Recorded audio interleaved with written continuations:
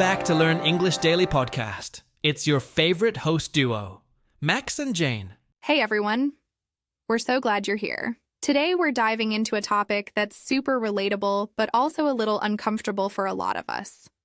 Yeah, we're talking about the art of saying no, setting boundaries without guilt. Oh, this is a big one.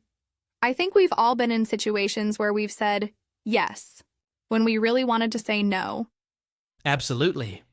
Like, remember that time my friend asked me to help, then move on a weekend when I had plans to just relax? I said yes, and then spent the whole day exhausted and grumpy. Oh, I've been there too. And it's not just about moving boxes. It could be at work, with family, or even with friends. Saying no can feel so hard, especially when you don't want to disappoint anyone. Exactly. And that's why we're tackling this topic today. We'll talk about why saying no is so difficult, how it affects our mental health, and most importantly, how to do it without feeling guilty. Plus, we'll share some practical scripts you can use in different situations, whether it's at work, with family, or with friends. So stick around, because this is going to be a really helpful conversation. Let's start with the basics. Why do you think people find it so hard to say no, Max?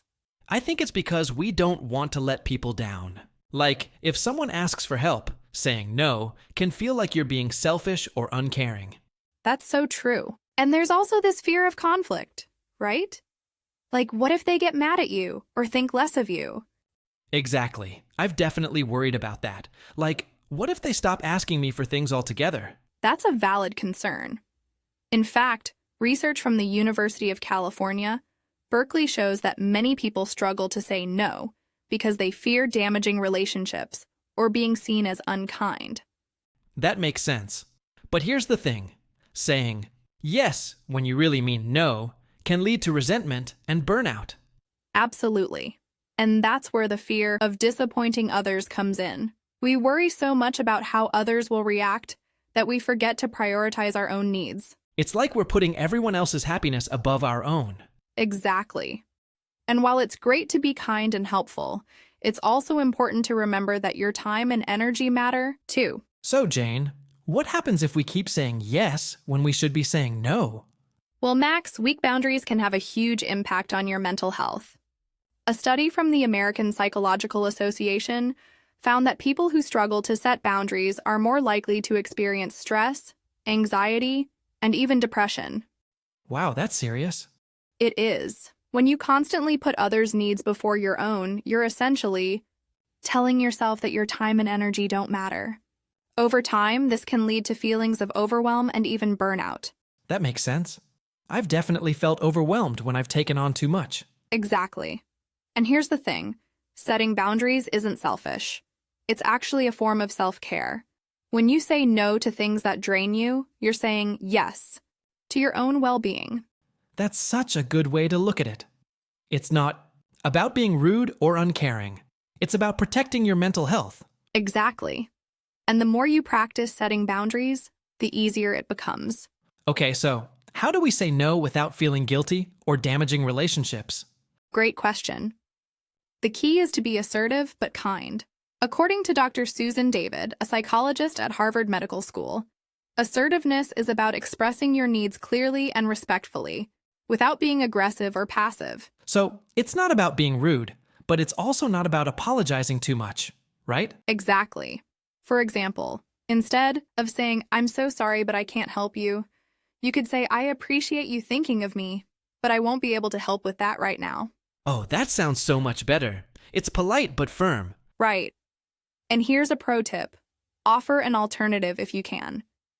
For example, "I can't help you move this weekend, but I'd be happy to help you pack next week." That's a great way to show you still care without overcommitting. Exactly. It's all about finding a balance between being kind to others and kind to yourself. Now let's talk about some practical scripts you can use in different situations. First, at work. Let's say your boss asks you to take on an extra project, but you're already swamped. Oh, I've been there. What should I say? Try this. "I really appreciate you trusting me with this project. However, I'm currently focused on meeting deadlines for X and Y. Would it be possible to revisit this next week or delegate it to someone else? That's professional and respectful. Exactly. It shows that you're committed to your work but also aware of your limits. Second, with family. Family can be tricky because emotions run high. Let's say your mom asks you to visit, but you're exhausted and need some downtime. Oh, that's a tough one. You could say, I love spending time with you, Mom, but I'm feeling really drained right now. Can we plan something for next weekend instead? That's a great way to set a boundary without hurting feelings. Exactly. It's honest, but still shows that you care. Third, with friends. Friends often ask for favors, like borrowing money or helping out last minute. Yeah, and it's hard to say no without feeling guilty. Try this. I really want to help you out, but I'm not in a position to do that right now. Let me know if there's another way I can support you. That's kind but firm. Exactly. It's all about being honest while still showing that you value the relationship. Jane, is there any science behind why saying no is so hard? Absolutely. Research from the University of Illinois shows that our brains are wired to seek social approval. Saying no can trigger feelings of guilt because it goes against our natural desire to be liked and accepted. So, it's not just in our heads. It's actually biological? Exactly. But here's the good news. Practice makes perfect. The more you set boundaries, the easier it becomes. That's reassuring. It's like training a muscle, right? Exactly. The more you practice, the stronger you get. Those are great tips. I'm definitely going to try them out. So, Max, what's one thing you'll take away from today's episode? For me, it's realizing that saying no isn't selfish. It's necessary. And it's okay to prioritize my own well-being. That's a great takeaway. And for everyone listening, remember, setting boundaries is a skill. It takes practice, but it's worth it for your mental health. If you found this episode helpful, don't forget to like and subscribe.